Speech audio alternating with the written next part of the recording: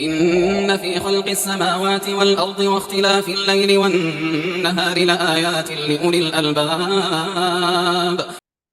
Dan selanjutnya, teman saya tidak melakukan sholat 5 waktu, tapi saat ini dia sudah menghadiri kajian, pengajian, menghadiri sholatan, dan melakukan sholatnya, katanya baru maghrib dan isya. Bagaimana Ustaz supaya istiqomah dalam melaksanakan 5 waktu dan yang lainnya?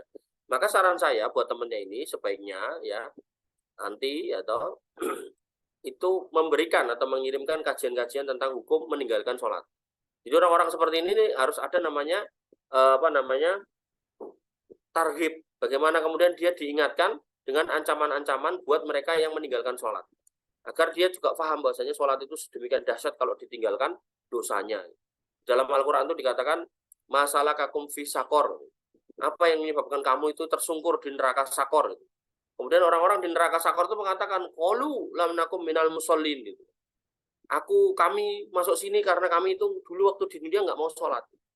Ya, sehingga kalau kita hadirkan kajian-kajian itu, kita suruh, kita minta dia untuk menyimak, melihat, mendengarkan kajian-kajian seperti itu, ya tentu harapannya dia kemudian bisa memperbaiki sholatnya dan lebih fokus. Gitu. Dan kalau orang mau jujur, gitu kan, setiap orang itu butuh ketenangan. Dan ketenangan hakiki orang beriman itu adalah sholat. Ala bidzikrillah tatmainul qulub. Bukankah dengan berzikir kepada Allah itu hatimu menjadi tenang? Maka ketika Allah mengatakan dengan berzikir itu membuat tenang, maka satu-satunya zikir yang terbaik ya sholat. Artinya orang kalau kemudian sholat kok hatinya tetap nggak tenang, masih galau, masih apa, berarti dia harus ngecek sholatnya jangan-jangan kacau balau, jangan-jangan dia nggak khusyuk, jangan-jangan berantakan, jangan-jangan bolong-bolong gitu kan. Bahkan di dalam Al-Quran lagi dikatakan fawailul lil musholin, celaka buat orang yang sholat. Orang sholat aja celaka, apalagi nggak sholat. Lah orang sholat celaka itu yang seperti apa? Alladzina hum an sholatihim sahun, yaitu orang yang lalai dari sholatnya. Orang yang lalai sholat itu apa? Di situ dijelaskan dalam tafsirnya, yaitu orang yang mengundur-undur waktu sholat. Sholat subuh harusnya jam 4, sholatnya setengah 5. Sholat subuh harusnya jam setengah 5, sholatnya jam 5. Sholat maghrib harusnya jam setengah 6, sholatnya jam setengah 7, diundur-undur. Ini aja celaka, apalagi nggak sholat gitu loh. Maka yang harus kita pahami, sholat itu wajib, yang harus kita kerjakan sehari 5 waktu, sebagai bentuk rasa syukur kita kepada Allah Subhanahu wa Ta'ala. Nabi SAW pernah ditanya oleh Aisyah, ya Rasul, bukankah engkau sudah dijamin masuk surga? Kenapa engkau masih sholat tahajud sampai kakimu bengkak-bengkak? Maka Nabi SAW hanya menjawab, afalam akunu abdan sakuro. Apakah aku nggak boleh menjadi hamba yang bersyukur? Karena udah dikasih hidayah, udah dikasih sunnah, udah dikasih mukjizat Al-Quran, udah dikasih keselamatan. Apa aku nggak boleh jadi hamba yang bersyukur? Nah, kita kira-kira begitu. Jadi kalau kamu kemudian gak bisa menghayati kewajiban sholat itu karena memang panggilan dari Allah Subhanahu wa Ta'ala, paling gak bayangkan kalau kamu gak sholat, kamu nyemplung neraka. Udah itu aja dulu.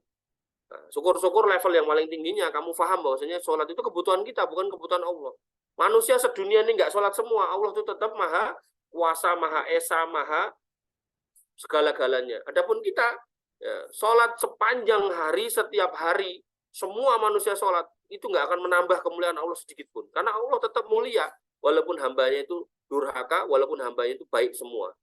Apapun kondisi hambanya, Allah nggak terpengaruh. Artinya apa? Kalau kita sholat kita jadi baik, ya kembali ke kita. Kalau kita nggak sholat kita jadi buruk, ya kembali ke kita. Nggak ada kaitannya sama Allah. Itu nggak kayak orang Yahudi. Orang Yahudi itu kalau merasa nikmat Allah itu sedikit, dia ngomong ya dullah maglulah, tangan Allah itu terbelenggu, Allah itu pelit katanya. Itu kan mulut-mulutnya orang Yahudi. Kita enggak. Kita manusia semuanya enggak sholat ya. Allah tetap maha kuasa. Allah tetap maha hebat, tetap maha besar, tetap maha agung. Enggak ada pengaruh dengan itu. Nah, justru yang terpengaruh kita. Orang-orang yang enggak sholat mudah dibisiki syaitan. Akhirnya dibisiki untuk bunuh diri, dibisiki untuk main judi, dibisiki untuk nyuri, dibisiki untuk korupsi. Nah, mudah sekali itu. Ya, wallahu taala alam. Maka sholat ini harus benar-benar kita jaga sampai mati kita, apapun yang terjadi, sesulit apapun hidup kita, kita harus sholat. Ya, jangan sampai nggak sholat, ngaku Islam nggak sholat, itu apa itu.